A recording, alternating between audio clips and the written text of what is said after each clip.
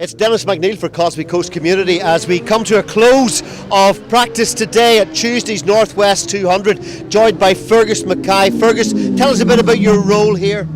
Well, I'm the operations manager, so I work alongside on the race control, just looking at every aspect of the event, the commercial side right through to the safety and the event running, part of the team. Now we're standing outside this silver building, very sort of Formula One paddock-like building.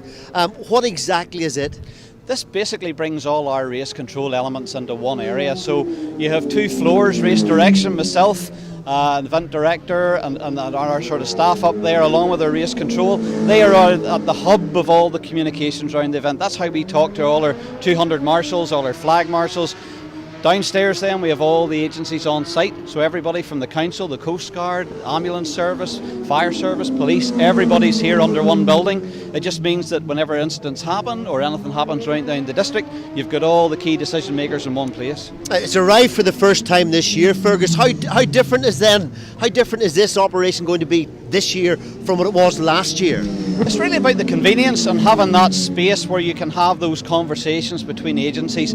This is about one big partnership. There's no one element that can work in isolation. So as event organisers, we need our partners there. We need to have free and easy access to them. In the past we've worked in a village environment, but it meant a physical sort of separation, whereas this now allows us just to work much faster, much better and communicate better. Okay, I think you're very kindly going to invite Cosby Coast Community followers to have a wee look inside.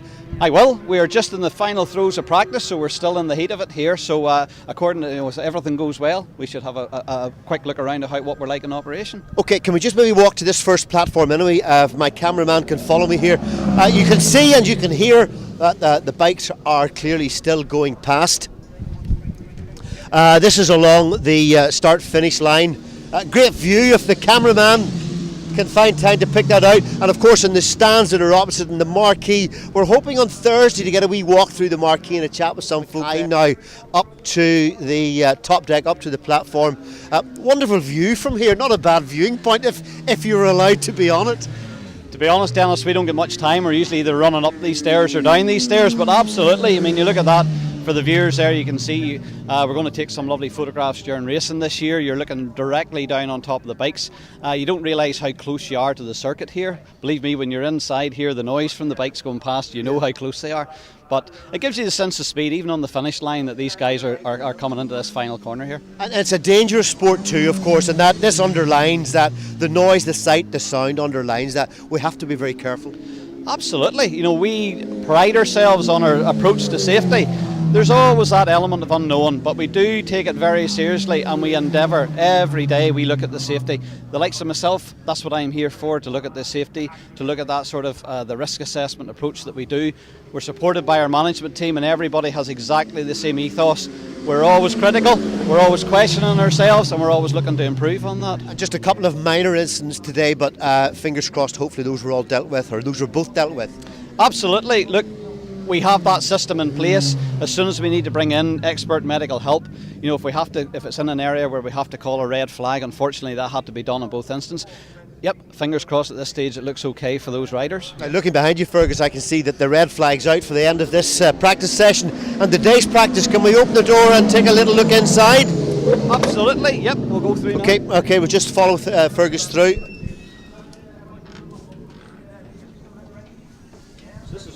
Race direction first of all. Wow, this is rather impressive. We get the camera in to have a look. Go ahead. So this is my home for a couple of weeks, but certainly for this race week. Event director and myself, Mervyn White and myself, this is where we sort of pull together the whole operation. Obviously Mervyn and myself and Gillian, who work on the event throughout the year, we're in here. It gives us sight on all the event.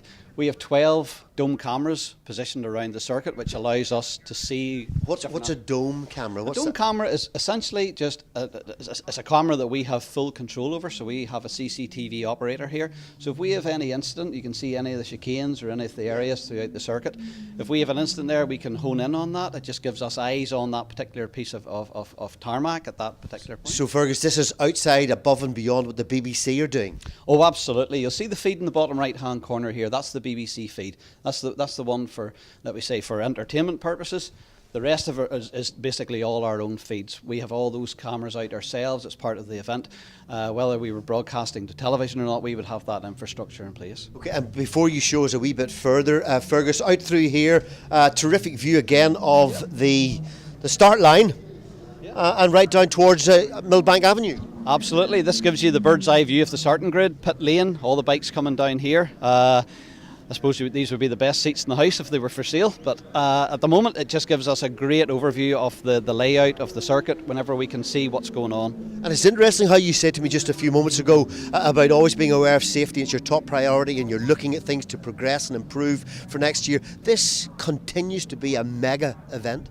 It does. It just grows year on year. Obviously, it has to be done incrementally. We are, and we're sort of a bit of a broken record on this. We are a not-for-profit event. There are still people who can come to the event free of charge if they choose. So we can't survive if everybody does that. But at the end of the day, we are running an event here. We're trying to meet our costs year on year.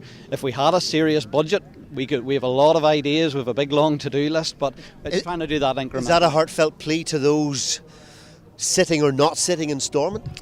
Well, we understand the event that we're doing. We understand the feedback that we're getting. Tourism for this part of the world, in terms of, bringing in that sort of local economy. We've had really valuable surveys done in the past 12 months which show the economic impact that this event has on the local region, not only for the hospitality sector but for other supporting businesses, other contracts and in the supply chain. So these are the sort of the events that we look at that happen annually on a year-by-year basis. When you look at that over a 10-year period, you're getting into significant figures being put into the local economy. And I suppose if you lose those, they're very hard to bring those things back again. So a hard-headed businessman, if you like, is still needed at events like this. It's about survival, to be honest with you. The costs that you're looking at. I mean, yes, we're looking to put the best show on here with the best quality of grandstands, the best quality of screens to watch on that are available in Europe, the best quality of structures. To bring that in, obviously, it's a commercial world, and those costs have to be met. Okay, and listen, I think we've finally finished with the bikes for today. Is there something else that we can have a look at just down through? Have a look at our race control. Okay, we're just going to follow down through now. This is race control itself. This is quite exclusive for Causeway Coast community to be coming in here. Just a wee bit of a squeeze here at the door. Some very hard-working folks. Going to get an introduction very quickly, maybe? Yes, Dennis. This is our fantastic race control team. John Crichton, Rhonda, and our clerk of the course, Stanley Murray. Folks, have you all had a busy day, Stanley? Yeah, it was quite busy today. We had a couple of incidents there, but we were quite quickly getting them cleared up. There's nothing major at the minute. It left us a wee bit behind time with some of the sessions. We're sort of disappointed in that a bit, but you have to deal the best you can with these things as they happen. And I was saying to Fergus, this is a whole new setup from last year. What big difference have you noticed today? Well, to be fair, it's more controlled area now. With all our emergency services downstairs, and John up here in race control, we all have it in the one area, which is easier to control for ourselves. So, who are the people talking to you when you're in here over the last number of hours?